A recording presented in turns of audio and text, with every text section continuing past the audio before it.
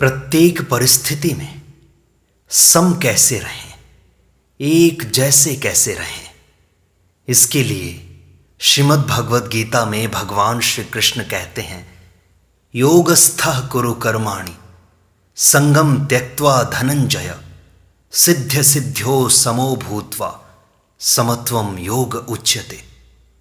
इस श्लोक की व्याख्या करते हुए पूज्य स्वामी राम सुखदास जी लिखते हैं, संगम त्यक्त्वा, किसी भी कर्म में, किसी भी कर्म के फल में, किसी भी देश काल घटना परिस्थिति अंतःकरण बहिकरण आदि प्राकृत वस्तु में तेरी आसक्ति न हो, तभी तू निर्लिप्तता पूर्वक कर्म कर सकता है।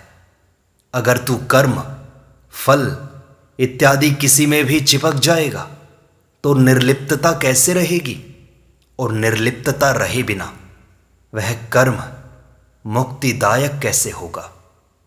आगे पद आया, सिद्ध्य सिद्ध्यो हो समो भूत्वा, आसक्ति के त्याग का परिणाम क्या होगा। सिद्धि और असिद्धि में समता हो जाएगी।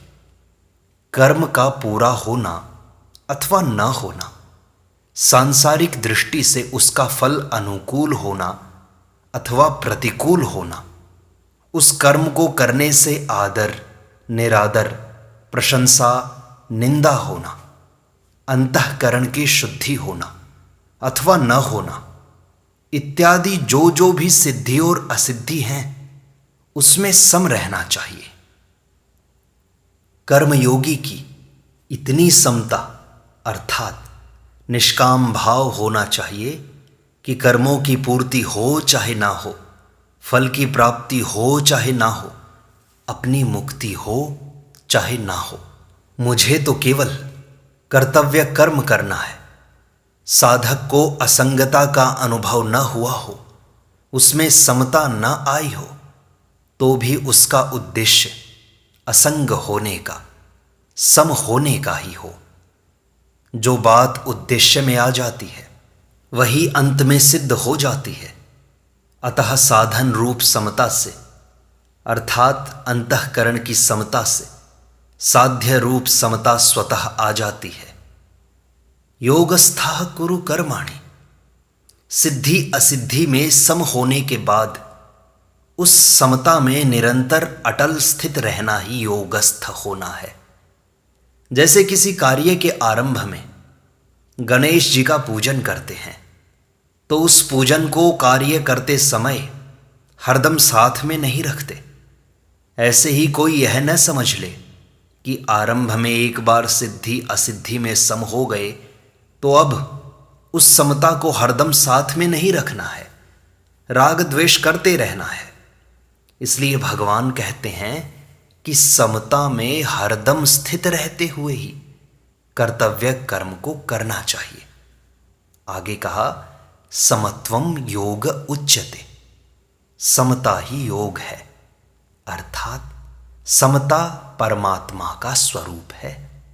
वह समता अंतःकरण में निरंतर बनी रहनी चाहिए।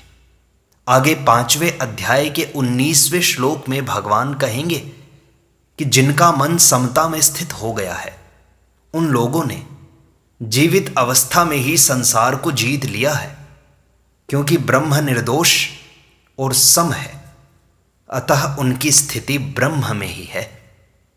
समता का नाम योग है, यह योग की परिभाषा है।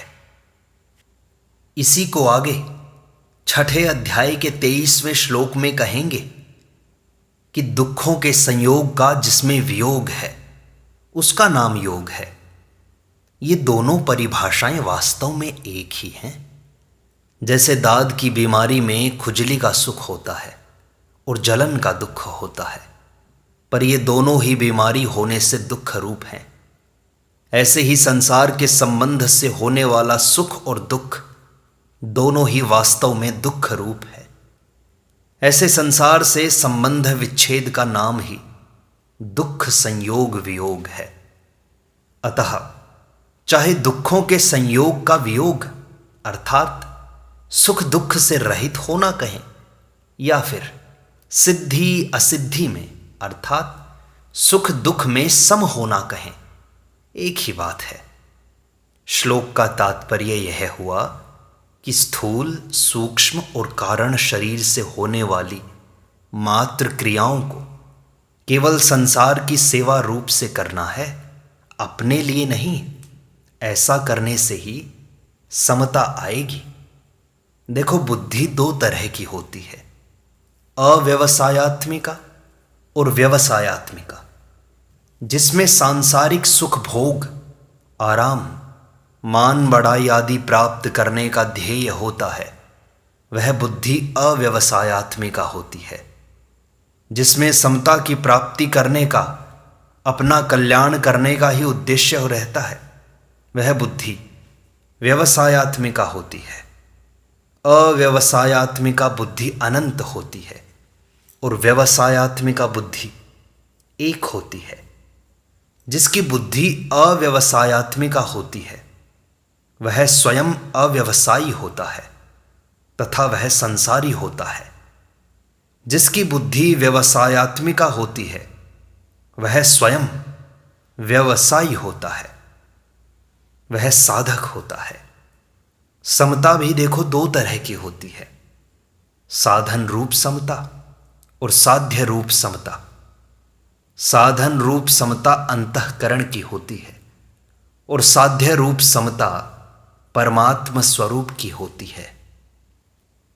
सिद्धि असिद्धि, अनुकूलता प्रतिकूलता आदि में सम रहना अर्थात अंतःकरण में राग द्वेष का न होना साधन रूप समता है, जिसका वर्णन गीता में अधिक हुआ है।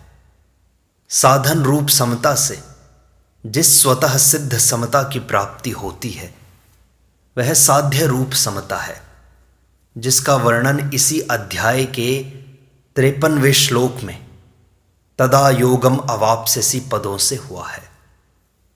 अब इन चारों भेदों को यूं समझें कि एक संसारी होता है और एक साधक होता है, एक साधन होता है और एक साध्य होता है।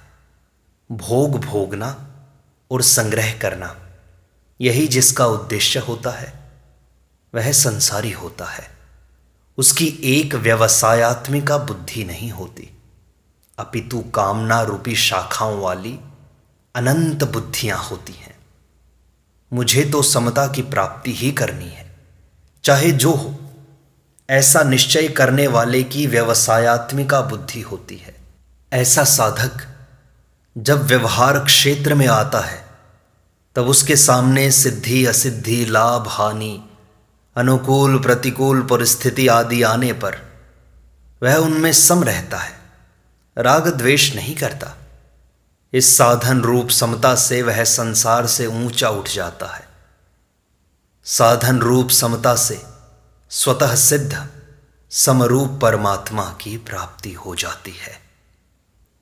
स्वामी राम सुखदास जी श्लोक के परिशिष्ट भाव में लिखते हैं कि पातंजल योग दर्शन में चित्त वृत्ति निरोध रूप साधन को योग कहा है। इस योग के परिणाम स्वरूप दृष्टा की स्वरूप में स्थिति हो जाती है। इस प्रकार पातंजल योग दर्शन में योग का जो परिणाम बताया है उसी को गीता योग कहती है। तात्पर्य है कि गीता चित्त वृत्तियों से सर्वथा संबंध विच्छेद पूर्वक स्वतः सिद्ध समस्वरूप में स्वाभाविक स्थिति को योग कहती है। इस योग अर्थात समता में स्थित होने पर भी कभी इससे वियोग अर्थात व्युत्थान नहीं होता, इसलिए इसको नित्य योग भी कहते हैं। चित्त वृत्तियों का निरोध होने पर वह निर्विकल्प अवस्था होती है, पर समता में स्वतः सिद्ध स्थिति का अनुभव होने पर निर्विकल्प बोध होता है। निर्विकल्प बोध अवस्था नहीं है, अपितु संपूर्ण अवस्थाओं से अतीत तथा उनका प्रकाशक एवं संपूर्ण योग साधनों का फल है। अवस्था तो निर्विकल्प और सविकल्प दोनों होती हैं, पर बोध निर्विकल्प ही होता है। इस प्रकार गीता का योग पातंजल योग दर्शन के योग से बड़ा विलक्षण है। पातंजल योग दर्शन के योग का अधिकारी वह है जो मूढ़ और क्षिप्त वृत्ति वाला नहीं है, अपितु विक्षिप्त वृत्ति वाला है।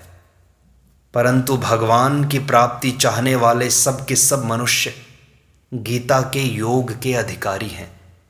इतना ही नहीं, जो मनुष्य भोग और संग्रह को महत्व न देकर इस योग को ही महत्व देता है और इसको प्राप्त करना चाहता है, ऐसा योग का जिज्ञासु भी वेदों में वर्णित सकाम कर्मों का अतिक्रमण कर जाता है।